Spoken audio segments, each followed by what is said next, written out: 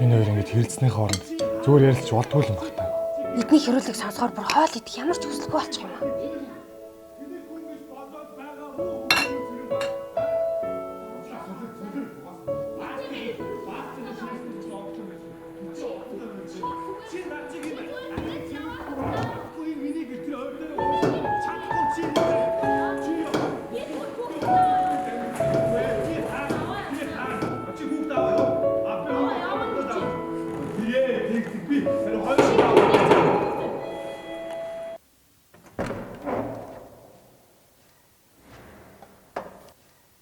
Хүмүүний эмээнийг амттайхан торт исэн гэр бүлтэйгэн их нэртэйгэн хувааж дээрээ.